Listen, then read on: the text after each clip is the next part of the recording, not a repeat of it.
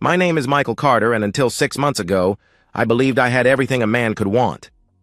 At 41, I'd built a successful financial consulting firm from scratch, owned a beautiful colonial home in Westchester, and had been married to Julia for 13 years. I met Julia at a networking event in Manhattan back in 2010. She was working in marketing for a pharmaceutical company, all energy and ambition wrapped in a stunning package. Her laugh could light up a room, and when she focused that brilliant smile on me, I was done for.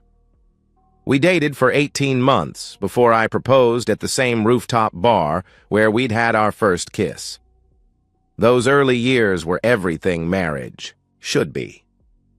We'd spend Saturdays exploring farmers' markets, Sundays reading the Times in bed with coffee. She'd surprise me with Yankees tickets. I'd book spontaneous weekend trips to Vermont. We talked about kids eventually, but we were in no rush. We had time. We had each other. The shift was gradual, so subtle I almost missed it. Julia's marketing director position at Pharmatech Industries had always demanded long hours, but suddenly she was working every weekend. Business dinners became more frequent. The phone that used to sit forgotten on the counter was now permanently attached to her hand, screen tilted away from my view. "Another crisis at work?" I'd ask, whenever she'd slip out to take calls during dinner. "You know how it is," she'd reply, kissing my forehead. "Big product launch coming up." I did know how it was, or I thought I did. In my line of work, you learn to read patterns, analyze data, spot anomalies. But when it came to my own wife, I'd developed a blind spot the size of Manhattan. The red flags accumulated like compound interest. The new lingerie that never made, an appearance in our bedroom, the gym membership she never used despite leaving in workout clothes, the way she'd flinch when I'd casually ask about her day, then overcompensate with elaborate stories that didn't quite add up. Still, I told myself, I was being paranoid. This was Julia. My Julia. The woman who'd held my hand through my father's funeral, who'd celebrated with champagne when I'd landed my first major client. We'd built a life together, intertwined our futures so completely that betrayal seemed impossible. But numbers don't lie. Credit card statements showed charges at restaurants I'd never been to, on days she claimed to be in budget meetings. Hotel charges in the city when she was supposedly at the office until midnight. Gifts purchased that never appeared. The morning everything changed started like any other. Julia was in the shower, her phone buzzing on the nightstand. Usually I'd ignore it, but something made me look. A text preview from Ryan Matthews, her coworker. "Last night was incredible. Can't wait to do it again." My coffee mug slipped from my hand, shattering on the hardwood floor. The sound brought Julia running from the bathroom, towel wrapped around her. "What happened?" she asked, concerned. "Just dropped my mug," I said, surprised at how steady my voice sounded. "I'll clean it up." As I swept up the pieces, I made a decision. I wouldn't confront her. Not yet. In finance, emotional decisions lead to poor outcomes. I needed facts. I needed evidence. I needed a plan.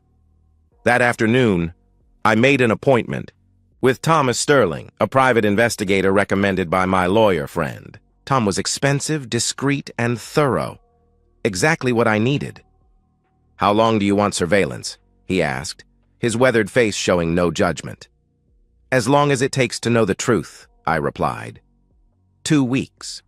That's all it took for my perfect life to reveal itself as a masterpiece of deception. But I didn't rage. I didn't break. I started planning. Thomas Sterling's office occupied the 3rd floor of a nondescript building in White Plains, the kind of place you'd walk past 100 times without noticing. That was the point. The man himself was equally forgettable. Medium height, medium build, brown hair going gray. The perfect ghost. "Most people want to know if I find something," he said during our second meeting, sliding a coffee across his cluttered desk. "You sure you're ready for whatever this turns up?" "I deal in facts, Mr. Sterling," I answered. "Good or bad, I need to know what I'm working with." He nodded, pulling out a tablet. "Your wife maintains a predictable routine. Office by 8:30, lunch at 12:30, usually at her desk, except Tuesdays and Thursdays. My stomach tightened. What happens Tuesdays and Thursdays? I asked. She meets Ryan Matthews at the Marriott downtown, he explained. They've had a standing reservation for the past 4 months. Room 1247. They arrive separately, stay for exactly 90 minutes, leave separately. The words hit like physical blows, but I kept my face neutral. In my business, you never show your hand. Sterling swiped through surveillance photos. Julia entering the hotel, Ryan following 10 minutes later, their hands touching across a restaurant table, her head thrown back in laughter at something he'd said, the casual intimacy of her fingers in his hair. There's more, Sterling said carefully. Audio. I'd authorized it when I'd hired him. Completely legal since Julia's car was in my name. Sterling hit play on his tablet. Julia's voice filled the room. Michael's so predictable. Every Sunday, he makes the same breakfast, reads the same sections of the paper in the same order. It's like being married to a robot. Ryan's laugh followed. Why stay? He asked. Are you kidding? She responded. You know what divorce costs? I put in 13 years. When I finally pull the trigger, I'm taking half of everything. His business, the house, the investments. I earned it, putting up with his boring ass. That's cold, Jules, Ryan replied. That's smart, she countered. Besides, her voice dropped to a purr. I've got you to keep me entertained until then. Sterling paused the recording. There's 3 hours of this, similar content throughout. She discusses divorce strategy, asset division, how to maximize her take. She's been consulting with Janet Morrison, high-end divorce lawyer in the city. I stood, walked to the window. White plains stretched out below, ordinary people living ordinary lives. None of them knowing their world could shatter with a single recording. How long has it been going on? I asked. Based on credit card records and phone data, I'd estimate 8 months minimum. Possibly longer, he answered. 8 months. 240 days of deception. There's a pattern to their communication, Sterling continued. Burner phones for explicit texts, but they get sloppy on their regular phones. Code words. Working. Late means meeting at the hotel. Client dinner means they're at his apartment. His apartment? I questioned. Ryan Matthews maintains a studio in Tribeca, he confirmed. Cash lease, not in his name, but I traced it through utility records. They spend weekends there when you're traveling for business. Every quarterly trip to review our Chicago accounts. She'd always complained about being lonely when I was gone. I need everything, I said firmly. Every photo, every recording, every document. Build me a case that's airtight. You planning to use this in divorce proceedings? Sterling inquired. I'm planning to use this to protect myself, I replied. She wants to take everything I've built? She mentioned strategy? Fine, let's see who's better at playing the long game. Sterling gathered his files. I'll have a comprehensive report by week's end. Physical evidence, digital trails, timeline documentation. What about ongoing surveillance? Continue for another week, I instructed. I want to know everyone she talks to about this. Her lawyer, her friends, anyone who might be advising her. That evening, I sat in my home office, staring at spreadsheets that might as well have been hieroglyphics. Julia was downstairs making dinner, humming off-key like she always did. The domestic sounds that once comforted me now felt like mockery. My phone buzzed. Another update from Sterling. Screenshots of texts between Julia and her sister. How much longer are you going to keep this up? Her sister had texted. Until the timing's right, Julia had responded. Michael's about to close a huge deal with Steinberg Holdings. Once that goes through and the bonus hits, I file. What about Ryan? Her sister asked. What about him? Julia replied. He's fun, but he's not exactly marriage material. This is about securing my future. I closed my phone, opened my laptop, and began researching. Asset protection, offshore accounts, legal ways to shield wealth during divorce proceedings. Julia thought she was playing chess while I was playing checkers. She had no idea I'd already started moving pieces she didn't even know were on the board. Sterling's investigation also uncovered something unexpected: Ryan's weakness. "Your wife's boyfriend has a problem," Sterling informed me during a follow-up meeting. "Gambling. He's in deep with some unpleasant people, about $200,000 deep." "How does he afford that on a pharmaceutical sales salary?" I asked. "He doesn't," Sterling answered. "He's been embezzling. Small amounts from expense accounts, kickbacks from vendors. Your wife doesn't know." A plan formed in my mind. "Can you prove the embezzlement?" I questioned. "With the right documentation, yes," he confirmed. "Get it," I ordered.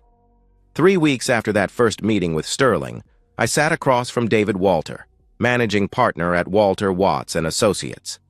David wasn't just a lawyer, he was a surgeon who operated on marriages, cutting them apart while protecting his clients' vital organs, their assets. "Based on what you've shown me," David said, adjusting his rimless glasses, "you have grounds for an at-fault divorce. Adultery, alienation of affection, arguably fraud given her stated intentions." "I don't want to file yet," I told him.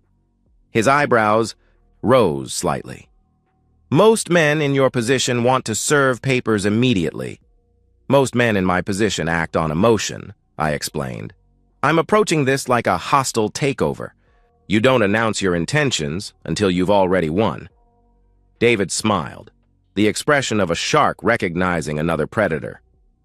"What did you have in mind?" he asked. I slid a folder across his mahogany desk. "Phase 1. Asset protection. I want everything moved, restructured, or shielded, legally." He flipped through my financial statements. "Your joint accounts," he began, "will maintain normal balances and activity," I interrupted.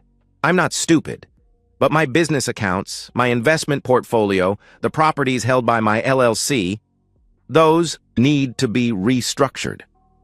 "You're talking about moving significant assets," he pointed out.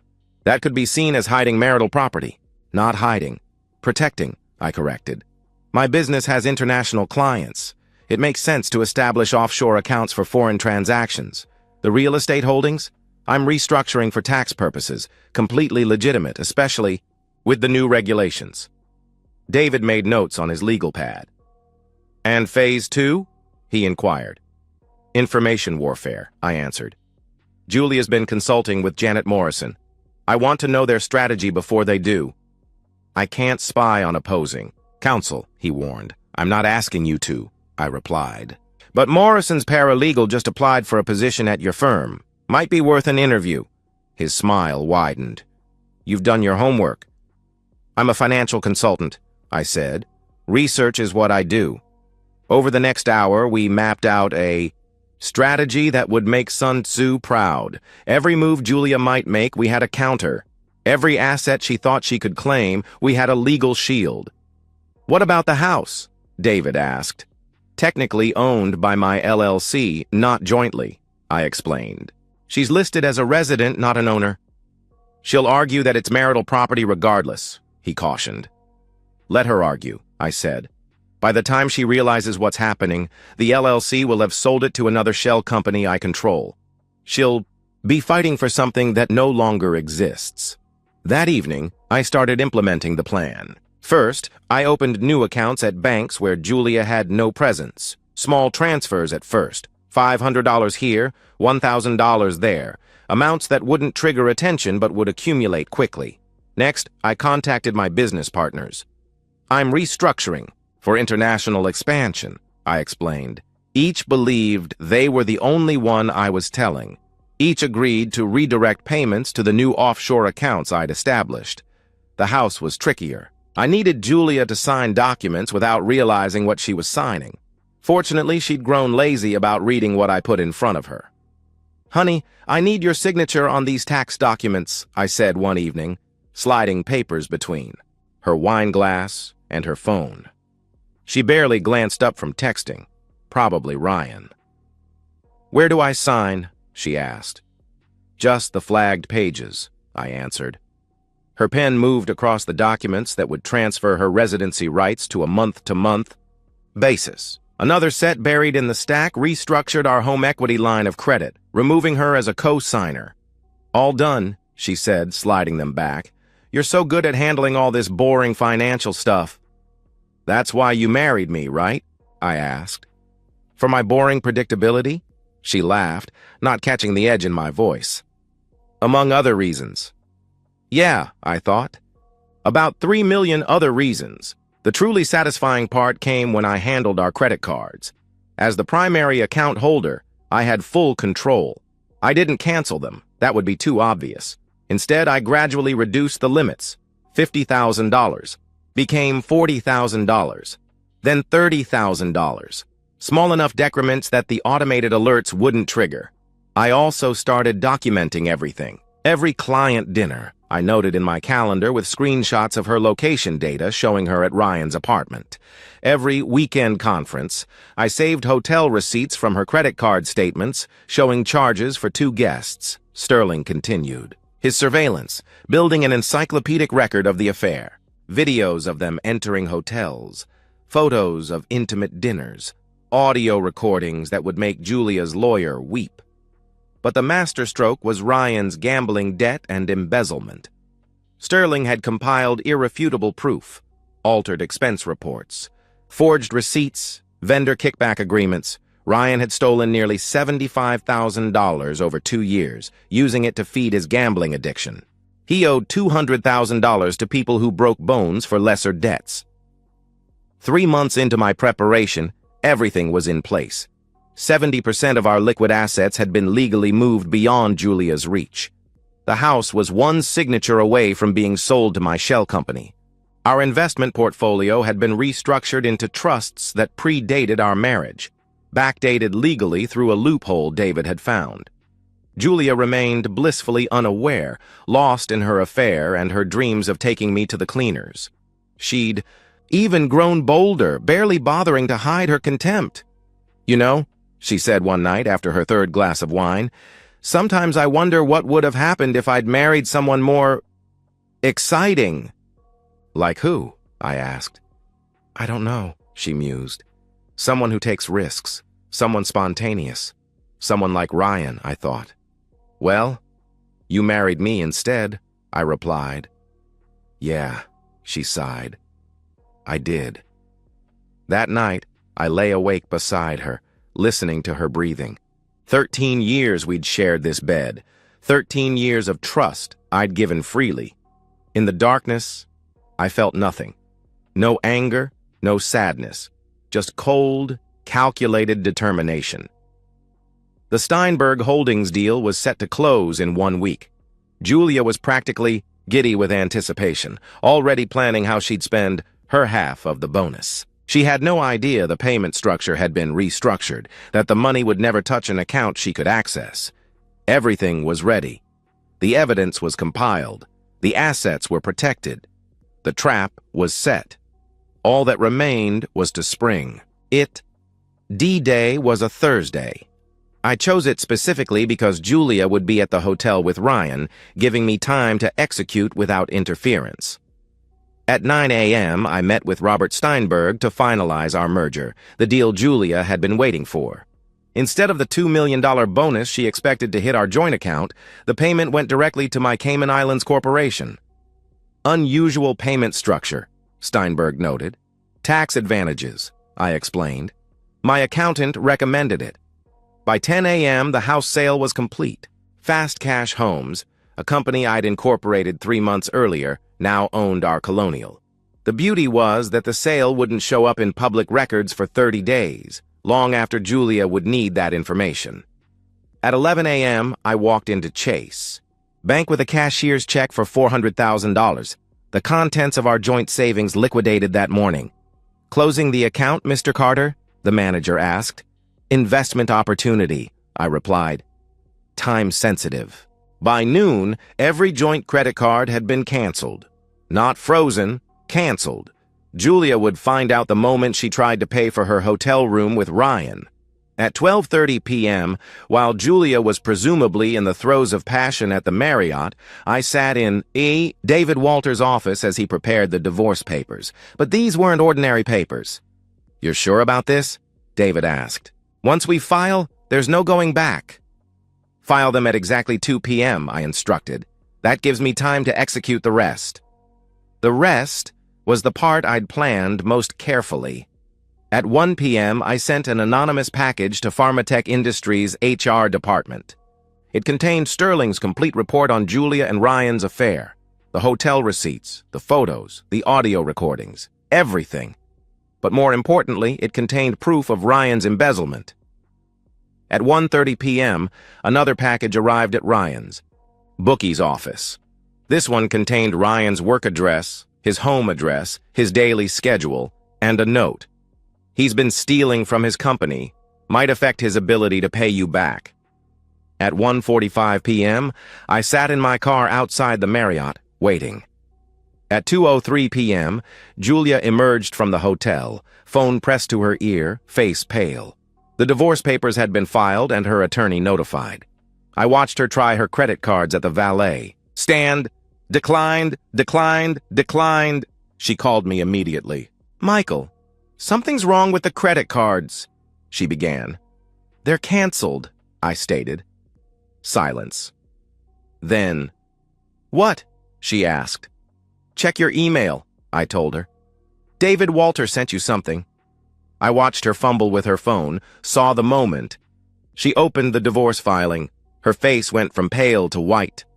Michael, we need to talk, she pleaded. We're past talking, I interrupted. You might want to call your attorney.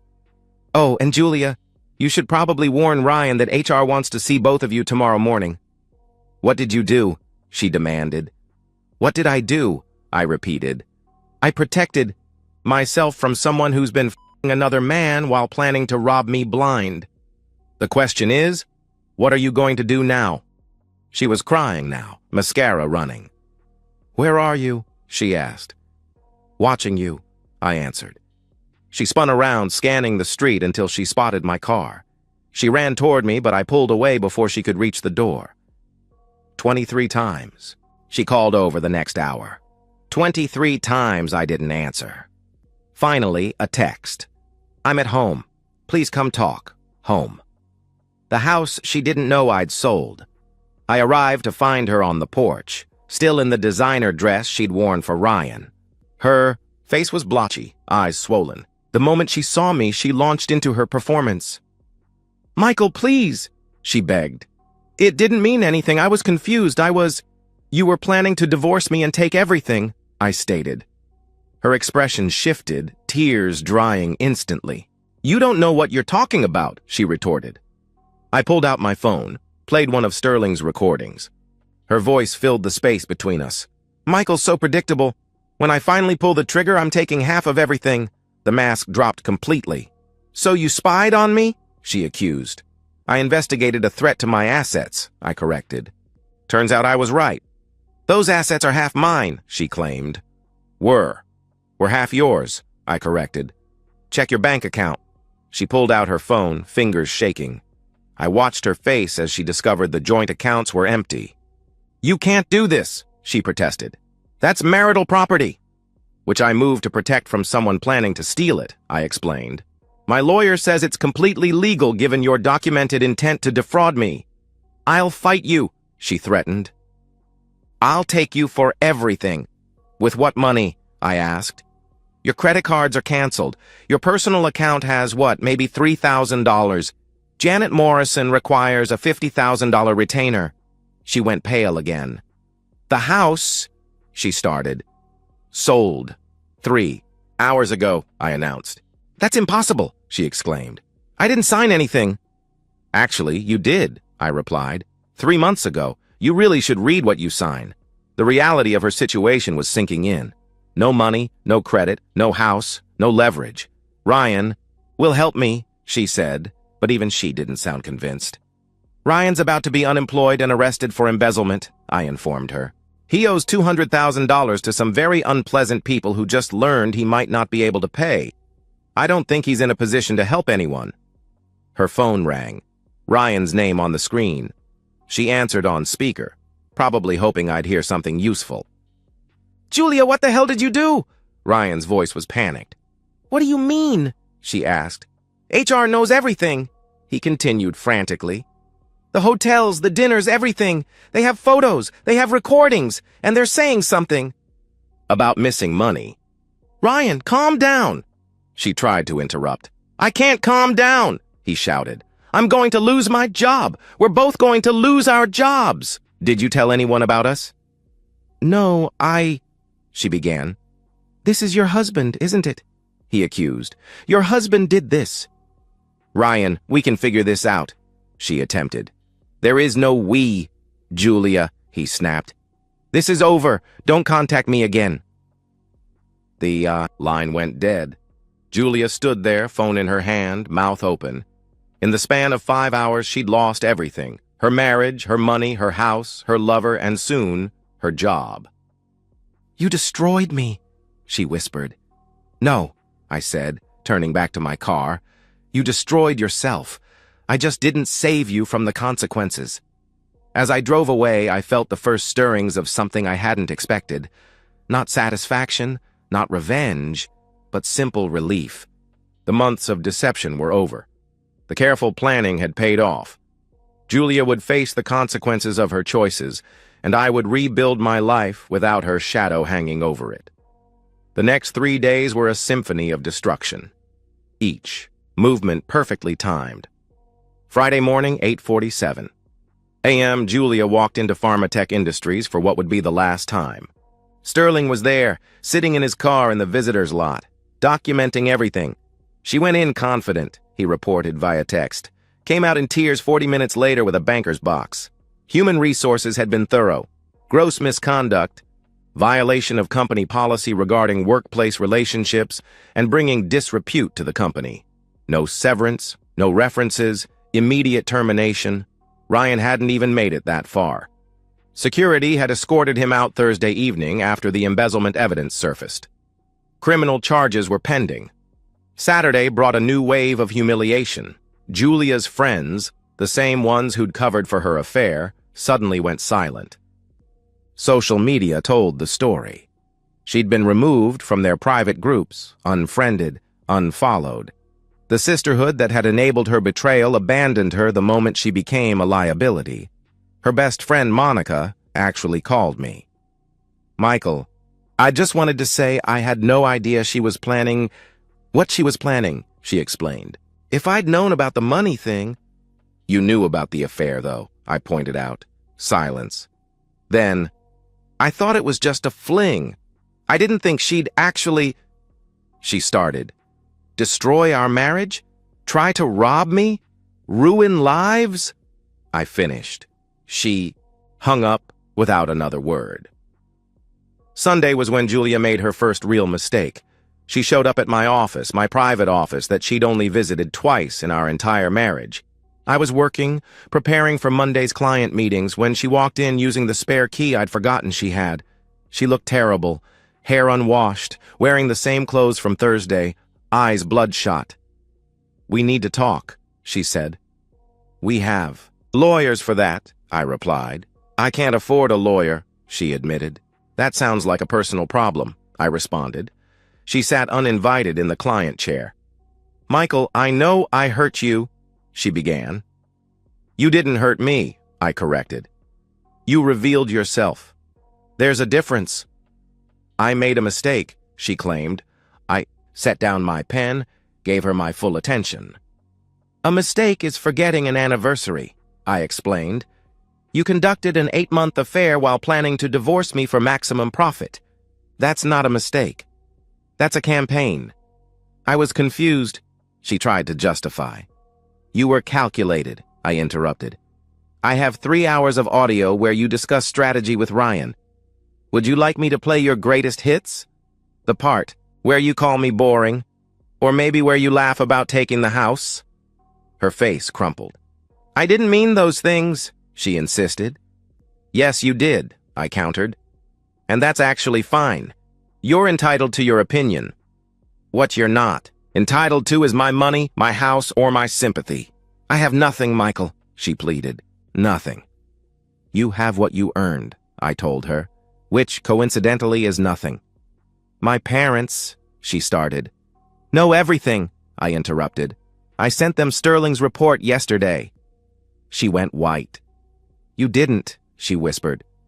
"I did," I confirmed. "Your father called me last night. He was disappointed. Your mother didn't say anything. I think she was crying too hard." This broke her.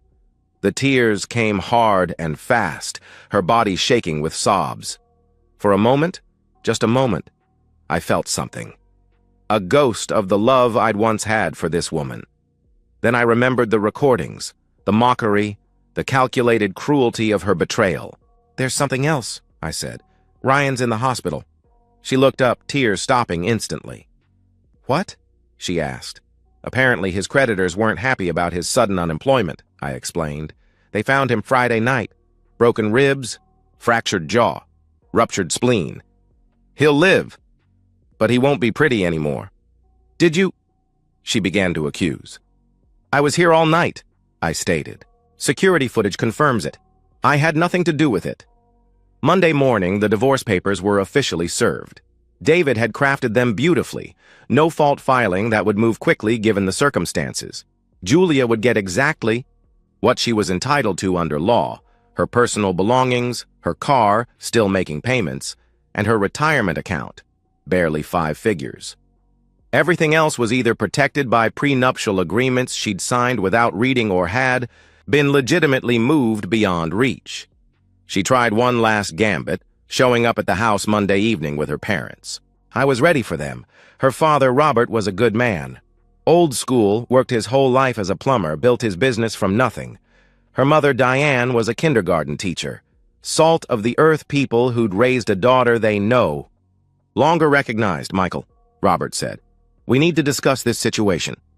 "Of course. Come in," I replied. I led them to the dining room, the same table where Julia and I had shared countless meals. I'd already laid out the evidence: photos, bank records, transcripts, everything organized chronologically, painting a clear picture. Robert picked up a photo of Julia entering the hotel. His jaw tightened. Diane read a transcript of Julia mocking our marriage, tears rolling down her cheeks. "We didn't raise her to be this way," Diane whispered. "I know," I acknowledged. Robert looked at his daughter. "Is any of this fabricated?" he asked. Julia couldn't meet his eyes. "No," she admitted. "You were going to steal from him?" Robert questioned. "After cheating?" "It's not stealing," Julia protested. "I was entitled—" "To what?" Robert's voice rose. "To destroy a good man because you were bored? To throw away a marriage for some excitement?" "You don't understand," she started. "I understand perfectly," he interrupted. "You're not the woman we raised. The daughter we raised had integrity." He stood, helped Diane to her feet. "Michael, I'm sorry," he said. "For everything. This isn't your fault," I assured him. "She's our daughter," he replied. "That makes it our responsibility." He looked at Julia. "You can come home, but you'll earn your keep. You'll work in the office, answering phones, minimum wage. You want to rebuild your life, you'll do it honestly." "Dad," she began. "That's the offer," he stated firmly. "Take it or find somewhere else." They left her there in my dining room. Technically not my dining room anymore, but she didn't know that. The new owners would take possession in 2 weeks. Julia looked at me, defeated. "You win," she said. "No," I corrected. "I survived. There's a difference." She gathered her things, the small box of possessions I'd packed for her, and walked to the door. She paused, turned back. "Did you ever love me?" she asked. "Completely," I answered. "Which is why this betrayal required such a complete response." "I did love you, you know," she said. "In the beginning." "I know," I replied. "That almost makes it worse." She left then, and I knew it would be the last time she'd stand in this house. The last time we'd speak without lawyers between us. Tuesday brought more fallout. Julia's attorney, Janet Morrison, filed a motion to contest the asset transfers. David Walter called me, amused. "She's claiming fraud and illegal asset hiding," he reported. "And?" I asked. "The judge reviewed our documentation," he explained. "Every transfer was legal, every restructuring above board. Motion denied. Morrison actually withdrew from the case afterward. Apparently, your ex-wife's retainer check bounced. Wednesday, Sterling called with an update on Ryan. He's been formally charged with embezzlement, he informed me. Pharmatech is pressing full charges. He's looking at 3 to 5 years minimum. Also, his creditors visited him again in the hospital. He's agreed to a payment plan that will take most of his income for the next decade. And Julia? I inquired. Living with her parents, he answered. Started working at her father's company yesterday. She's also been blacklisted from every major pharmaceutical company in the tri-state area. That HR report went viral in the industry. Thursday, exactly 1 week after D-Day, the divorce was finalized. New York's expedited process for uncontested divorces with clear evidence of adultery had worked in my favor. Julia hadn't contested anything. She couldn't afford to. The financial summary was stark. Julia's settlement. Her 2018 Honda Civic, still $12,000 owed. Her 401k, $47,000, her personal belongings. My assets, the business, $2.8 million valuation. The house, sold to my shell company for $750,000. Offshore accounts, $1.2 million. Investment portfolio, $600,000. Total protected, $535 million total lost to Julia, $47,000. Friday afternoon, I met with Steinberg to discuss the next phase of our business partnership. I heard about your divorce, he said carefully. I hope it wasn't too costly. I protected what mattered, I replied. Good, he responded, because Goldman Sachs is interested in acquiring our merged companies. The initial offer is $40 million. My share would be approximately $12 million after taxes. Money Julia would have been entitled to half of had she waited just 2 more weeks before her affair was discovered. That evening, I stood in my empty house. Empty because I'd already moved my important possessions to a storage unit. The new owners, a young couple from Connecticut, would take possession Monday. They had no idea they were buying from Fast Cash Homes, which was actually me. My phone buzzed. A text from an unknown number. I opened it to find a message from Julia. I know you won't respond, but I wanted you to know I'm getting help. Therapy, AA, working on myself. I'm sorry for everything. You deserved better. I deleted it without responding. Another text. This one from Sterling. Thought you should know. Ryan Matthews attempted suicide in the hospital. He survived, but barely. He's on psychiatric hold. I felt nothing. Not satisfaction, not guilt, nothing. They'd both authored their own destructions. I'd simply declined to be a casualty in their story. The coffee shop on Madison Avenue was new, one of those places that charges $8 for a latte and calls it artisanal. I was reading the Journal, enjoying a rare Saturday morning off when I saw him, Ryan Matthews, or what was left of him. His face had healed wrong. The broken jaw left his profile asymmetrical, his once perfect smile now crooked. He walked with a permanent limp. He saw me before I could look away, then surprisingly walked over.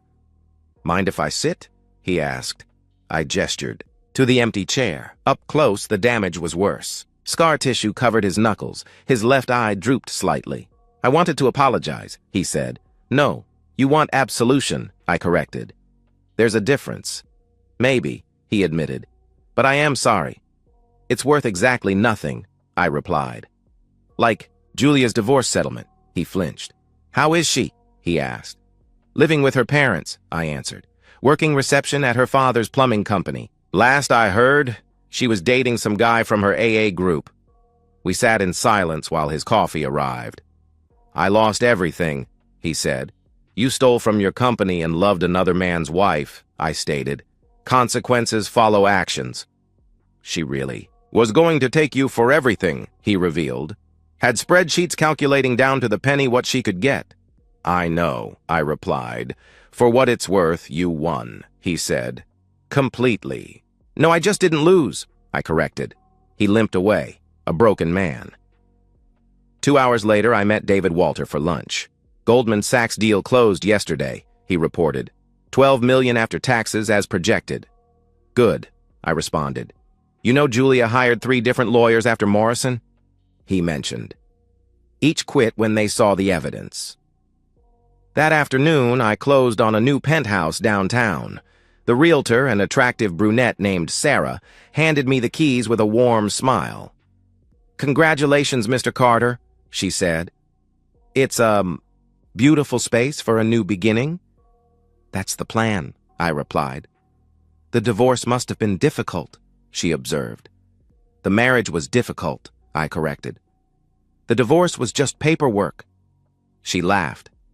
"Hey, if you need help settling in or want recommendations for the neighborhood," she offered. "Maybe coffee next week?" I suggested. "I'd like that," she answered.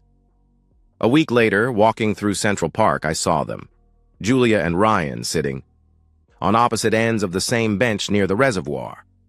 Not together, just 2 people whose mutual destruction had left them with nothing but proximity to their shared ruin. Julia wore cheap clothes from Target, her designer wardrobe long sold. Her hair, once perfectly styled, was pulled back in a simple ponytail. Ryan wore a janitor's uniform, probably the only job he could get with a felony conviction pending. They didn't speak to each other, didn't even acknowledge each other's presence, just sat there, feeding pigeons with stale bread. I stood there, for a moment, letting them see me in my tailored suit, heading to another $1 million meeting. Then I turned and walked away without acknowledging either of them. That night, over dinner with Sarah, she asked about my marriage. "What went wrong?" she inquired. She confused stability for weakness, I explained. Thought predictability meant I was an easy mark. "Do you miss her?" she asked. "I miss who I thought she was," I answered. But that person never existed. Later, alone in my penthouse, I stood at the window watching the city sleep. My phone buzzed with an email from David Walter. "Goldman Sachs deal finalized. Wire transfer complete." I thought about Julia, probably lying in her childhood bedroom, dreaming of the millions she'd thought were hers for the taking. About Ryan, probably self-medicating his pain on a janitor's salary, his perfect face now a broken reminder of his choices. I poured myself an 18-year Macallan, a luxury Julia had always called wasteful, and toasted the empty room. 2. Boring predictability, I said to no one, and to the idiots who mistake it for weakness.